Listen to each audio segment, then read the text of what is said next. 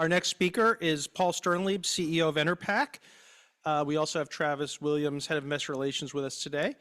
Enerpac is an industrial tools and service company serving a broad and diverse set of customers and end markets with a leadership position in high-pressure hydraulic tools, controllable force products, and solutions for precise positioning of heavy loads. Paul has been CEO since October 2021 after running the protein business at JBT with prior leadership roles at Illinois Toolworks and Danaher. And Enerpac has about 54 million shares, $45 stock price for a $2.4 billion market value and $2.5 billion enterprise value. Paul's going to do some slides and then we'll get into a discussion. Thanks for joining us, Paul. Thank you very much. Great. Well, thanks, Justin. Great to be here. Good morning, everybody. And thanks for joining. Delighted to be here to talk a little bit about Enerpac. So I'll cover just a kind of quick overview, and I know Justin's got some questions as well. So as he just shared, we're a premier industrial solutions provider. Our mission, we say, is that we make complex and often hazardous jobs possible safely and efficiently for our customers. We do that by living our 5 core values every day. And generally speaking, you know, we're focused on what we call these 3 strategic pillars, things that are hard to do. So we're not in the Me Too space or commoditized space. We're really focused on being leaders in our target markets and also operating our business in a very simplified and standardized way. And we've, I think, accomplished a fair amount of that over the last few years, particularly with the execution of what we call our Ascend transformation program. We operate in over 100 countries around the world. We've got about 2,000 team members globally. We go to market for our products primarily through a channel of close to 1,000 distributors and about a $2.6 billion market cap. So primarily what we make are industrial tools and mainly high-pressure hydraulic tools. I'll come on to a few examples of that shortly.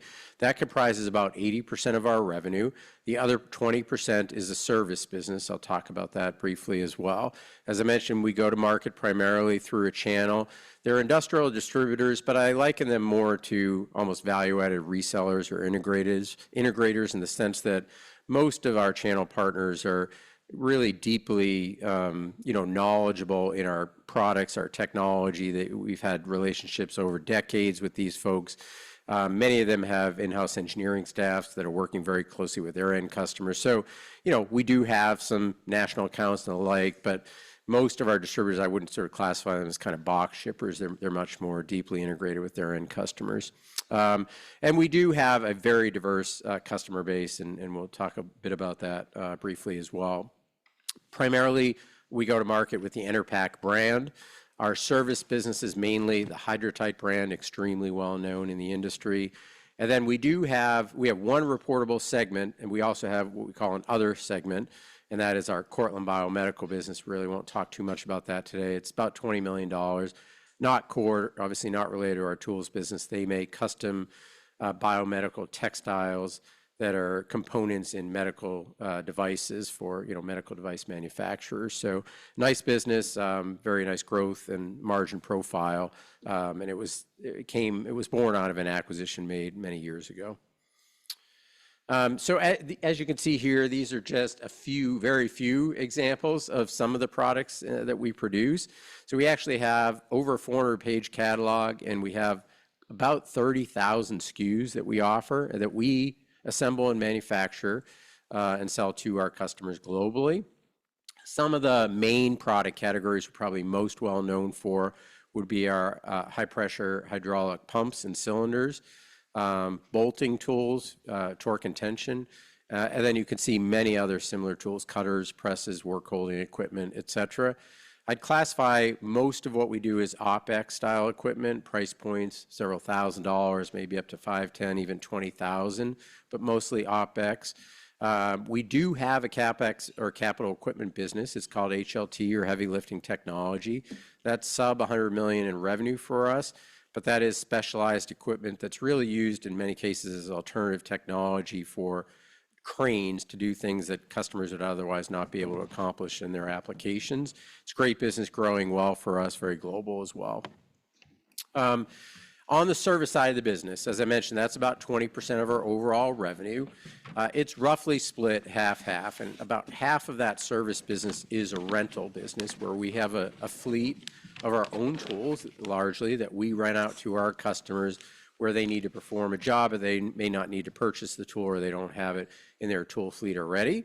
It's a very nice business, good margin profile, and it's also nice to have that balance between being able to sell products to customers if they need them, but also be able to offer rental alternatives if that's the option they prefer.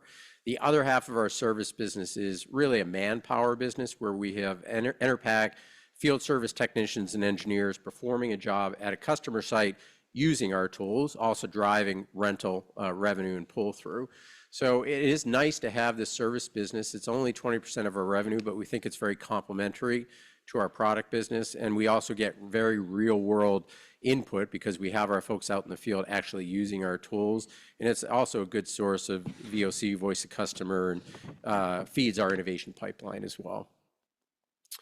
So as I mentioned, we are quite global. You can see here, just some of the locations around the world. We're about $600 million in revenue for our most recently completed fiscal year, fiscal 24, ended end of August.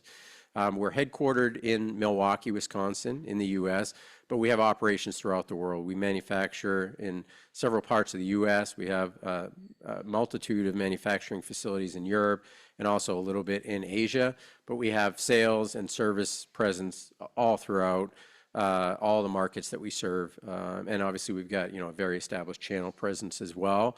And it does keep us very local to our customers and being able to serve them with, very, I would say, short lead times and quick on-time delivery.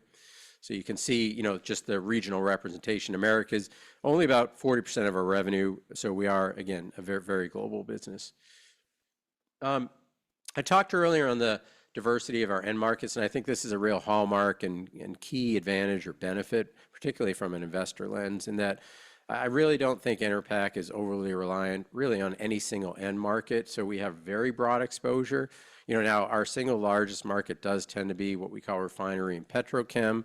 That could be 20 to 30%. Last year, we estimated 26% of our revenue. But we say, importantly, that it's refinery and petrochem because it really is almost exclusively focused on downstream activity in that sector. And it's also very tied to maintenance activity that's very recurring. So I'd say it's pretty repeatable, steady revenue that we see in that sector on both the product and the service side, as opposed to kind of, being tied to new CapEx build out that can be lumpy. Beyond that, you can see we're incredibly involved in a bunch of other industries and end markets, including infrastructure, industrial MRO, power generation of varying types, from traditional fossil fuels all the way through to renewables, aerospace. We do a fair amount in the mining sector. So we have very, very broad and deep exposure in many of these markets. And I think it's fairly representative depending, regardless really of the region that you look at for us. We have a number of key competitive advantages that I think really make Enerpac quite special as a business. Customers value and our investors, our shareholders value. I think probably first and foremost is actually the strength of the brand. And people used to ask when I first joined Enerpac in early months, what was your biggest surprise? And I would say the power of the brand, and I still say that today. I continue to be amazed. Enerpac is really the premium player in our space, extremely well known for what we do. We're really highly regarded by our end customers for quality, durability, reliability, and safety.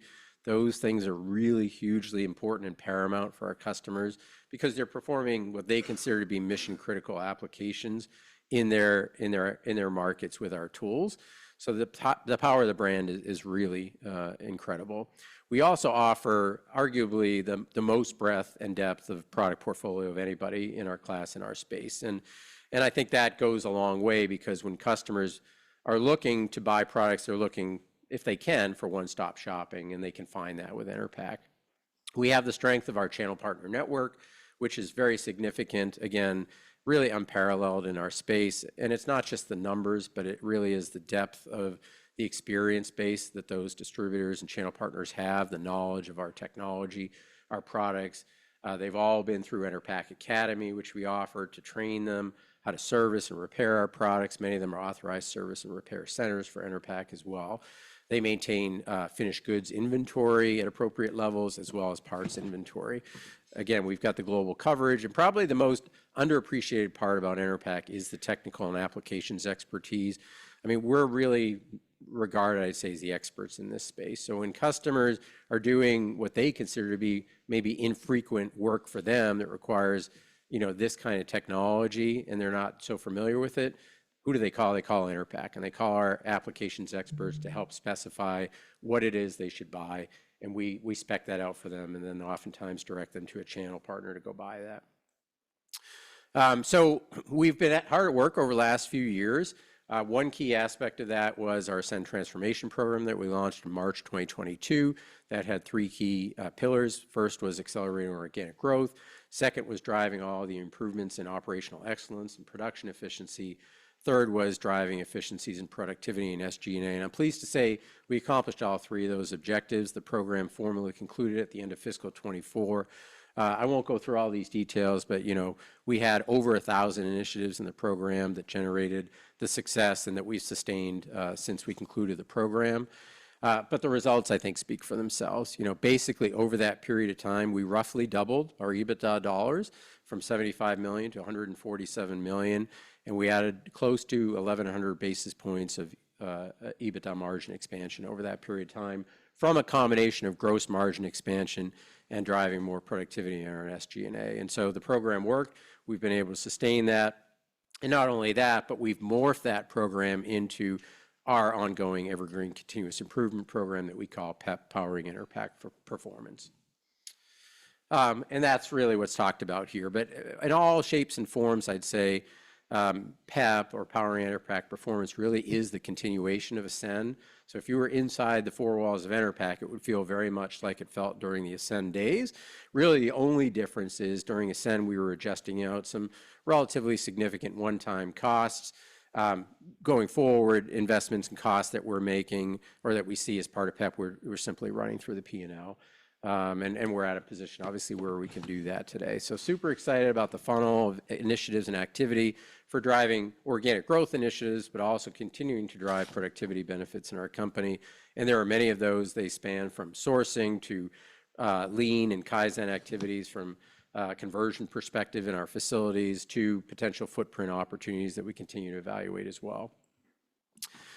We do have our four-pillar growth strategy. We shared this at our Investor Day that we launched in November of 2022.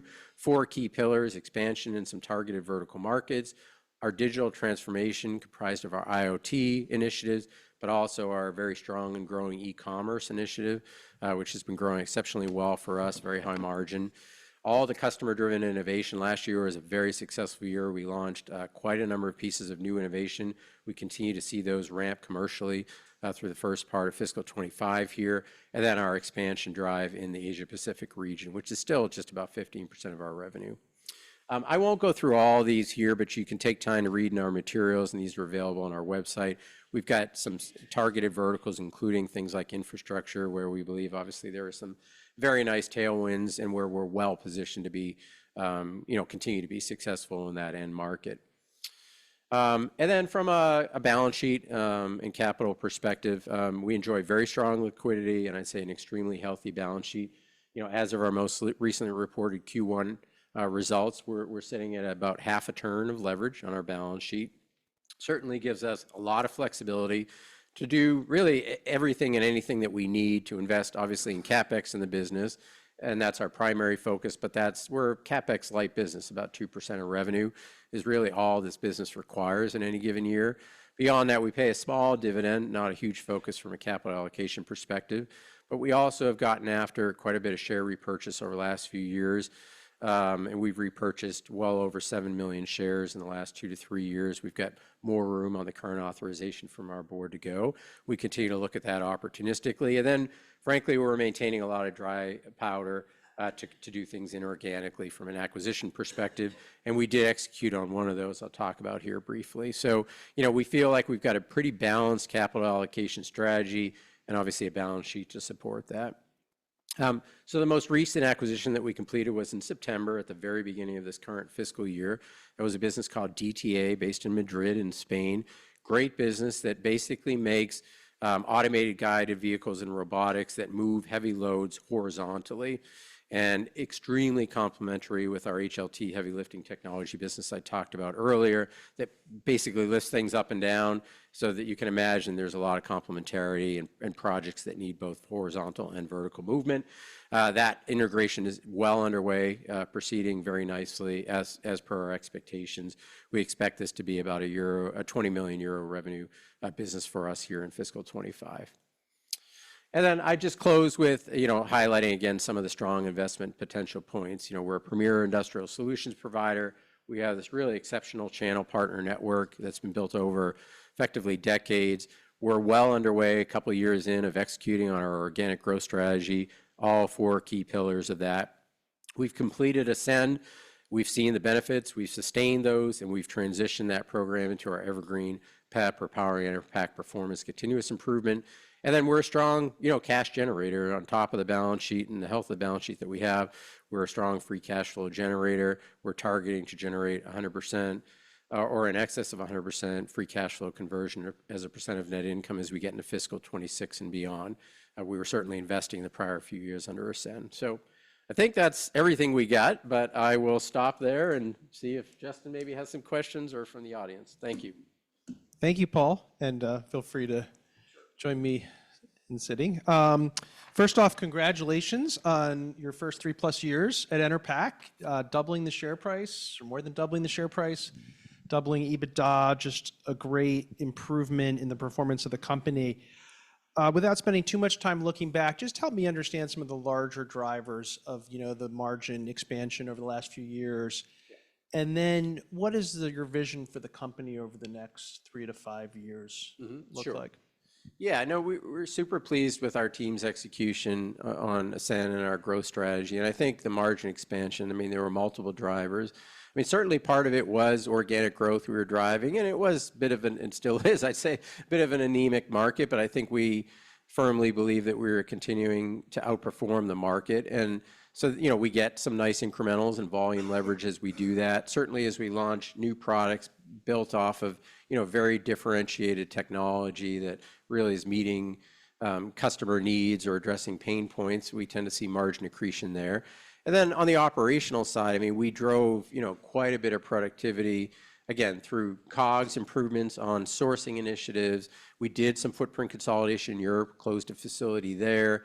And then, again, a lot of just kind of lean and Kaizen work in our facilities. And that's an evergreen thing. It just never stops. But we found lots of interesting opportunities, some with some small CapEx investments to drive automation, IT investments as well that have driven labor productivity. So those have all been key contributors in terms of COGS improvement. And then on the SG&A side, you can see we've made a pretty, I'd say, meaningful movement in SG&A as a percent of revenue from 34% down to roughly 28%. And that's been through driving initiatives all across SG&A. A good example would be setting up our shared service center in India. So we stood that up a couple of years ago now. We've moved the vast majority of all of our financial transactional processing work there. That's basically lift and shift, but now we're optimizing that and driving more automation through that. So, that was a bit of a labor arbitrage situation with more process optimization to come. That's just one example of some of the work we've done in SG&A. We still feel like there's plenty of room to go given how we benchmark versus others. Great. And so going forward, you still have a margin expansion target from current robust levels for your continuous improvement program and operating leverage. That's right. And we've put roughly 50 bips of margin expansion per year into our multi-year financial framework that we shared. And effectively, that's what's built into our guidance for this year. If you exclude the DTA acquisition on an organic basis, we'd be doing about 50 bips at the midpoint. Perhaps shifting to growth. Growth was clearly part of the Ascend program, but it still seems to be a work in progress.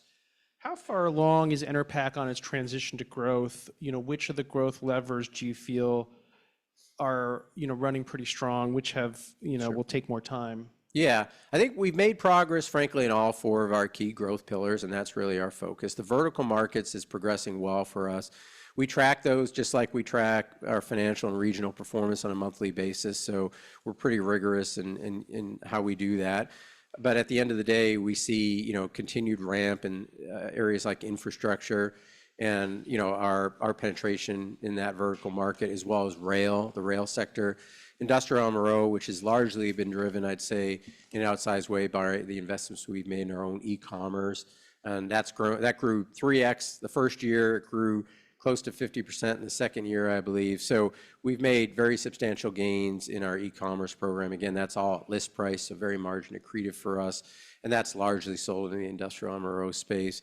So we're seeing good progress on vertical markets. On our innovation program, we launched 6 pieces of pretty important innovation for us in fiscal 24, and including a new product lineup or a new category entrant for us, which is our battery torque wrench lineup.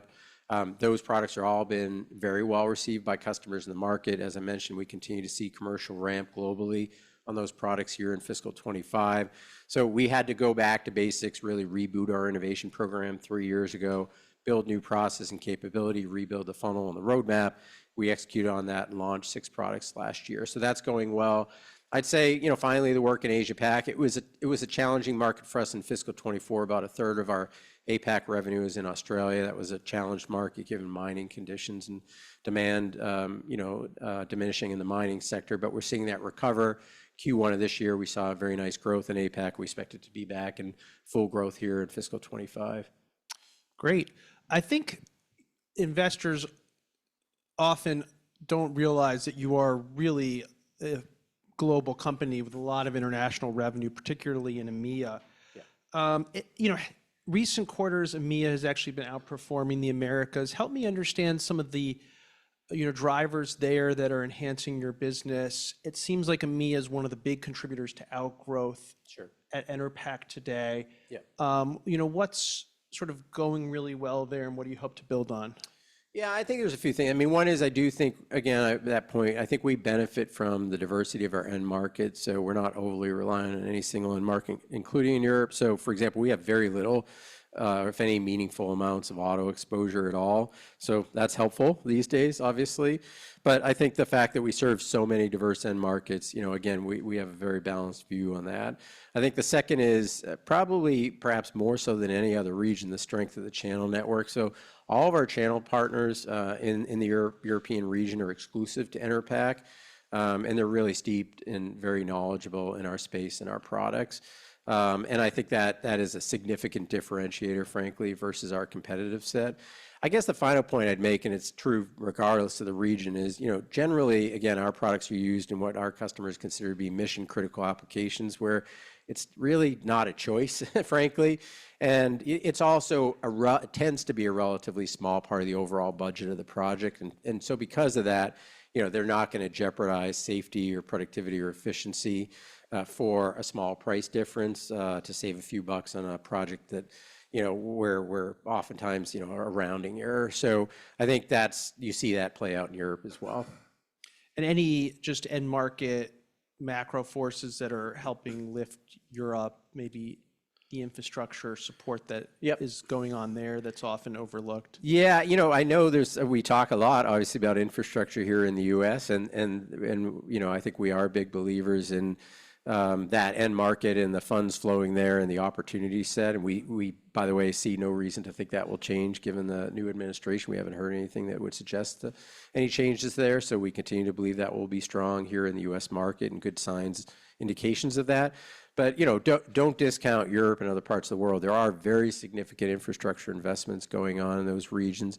In Europe, actually, in one of our recent earnings calls, we talked about the Fehmarn Belt project. It's a major tunnel infrastructure project that's ongoing. We've been, a fairly significant player in supporting that customer. That's one that we can talk about publicly with permission from the customer, but there are many others like that. We don't always get permission to talk about those projects, but there are many pretty key infrastructure projects going on, and we participate very actively in that sector. I have a few more questions, but I'll poll the audience if there are any questions. Yep. That was a great presentation. 30,000 SKUs. So my question to you is, it's twofold.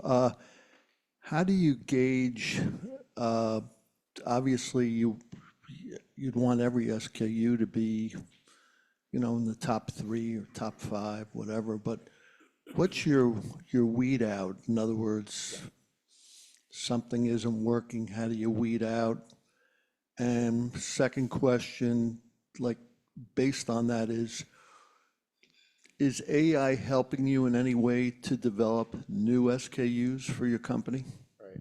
Yeah, thanks for the question. So, you know, on the SKUs, yeah, we have about 30,000 we offer today. That's down from 3 years ago when I started, when it was close to 40,000. Okay, so we are taking a very deliberate and active approach through application of 80/20 in many parts of our business, and I haven't talked a lot about that in our presentation, but that includes our product portfolio as well as our supply chain and supplier network, and other parts of our business and processes as well. But we've gone through quite a bit of SKU rationalization, and there's much more to go.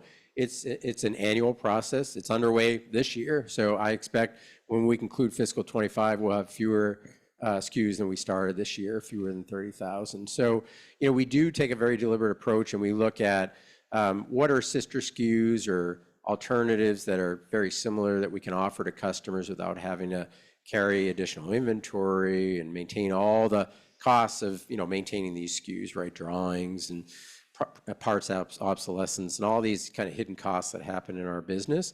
And that simplifies things in our operations, simplifies it as well for our channel partners. So we are very focused on that. We see good opportunities to do that. So we're not wedded. We don't want 30,000 SKUs. Not every SKU is a great SKU, and we'll continue to prune that over time. From the question around AI, I mean, we're approaching, you know, understanding more around our customers from multiple lenses. I mean, I think we're still very early days in assessing opportunities to apply AI in many parts of our business. You know, probably first and foremost, it would be things internally, internal operations, maybe some things that touch customers like simple customer service chatbots. But I would say we're still very early days in that assessment. On capital allocation, as we kind of come to a close, you know, you've been focused on looking at M&A for a while. You've done one small deal, which I think has been proceeding well. Tell me what you're focused on in the M&A arena, and, you know, when would you consider a larger transformational deal? Sure. Yeah. So I think, you know, our M&A program is progressing well. We have full-time dedicated leadership on that. I and my CFO spend, I'd say, a pretty significant amount of our time on M&A, increasingly so. We've got a pretty full funnel, comprised of small, medium, larger, and even transformational opportunities. You know, fundamentally, we're focused on targets that would be complementary and adjacent to what we do. We're not looking for copycats or more of the same that don't provide something new in our capability or portfolio or lineup. I think DTA is a really perfect example of that. You know, fundamentally, the only reason we're doing M&A is to create shareholder value. And I know it sounds trite to say, but it is true. I mean, we have lots of opportunities to get bigger through M&A, and maybe they would be ROIC accretive, but they're just not attractive enough for us to execute. So we're extremely disciplined and focused on an M&A program. And that's why we've taken time, I think appropriately so, to vet, you know, potential targets. We would look at things that are transformational. Certainly, we have a capital structure that could support that. I would say our primary focus is ROIC. Generally speaking, most things we're looking at, we're targeting to have an ROIC, cash ROIC, by year 3 that's well in excess of our WACC to create long-term shareholder value. And so we have multiple KPIs that we look at. That's probably the most critical for us. Well, thank you, Paul. This has been a great discussion. I wish we could go longer. We're supposed to have Darren, your CFO, with us today, but he was under the weather. Under the weather, yep. So thanks again for joining us this year. Thank you very much. Appreciate it. This podcast is an excerpt from Gabelli Fund's 35th Annual Pump, Valve and Water Systems Symposium. GAMCO is providing these links as a matter of general information. We do not intend for these links to be a complete description of any security or company, nor is it a research report with respect to any of the companies mentioned herein. As of December 31st, 2024, affiliates of GAMCO Investors Incorporated beneficially owned 5.1% of Gorman Rep, 3.3% of Graham Corp, 2.65% of Enpro, 2.44% of Watts Water Technologies, 2.41% of Mueller Water Products, 2.05% of Flowserve Corporation, and less than 1% of all other companies mentioned. One of our affiliates serves as an investment advisor to Crane Company or an affiliated entity and has received compensation within the past 12 months for these non-investment banking securities-related services. The analyst's views are subject to change at any time based on market and other conditions. The information in this posting represents the opinions of the analyst and is not intended to be a forecast of future events, a guarantee of future results, or investment advice.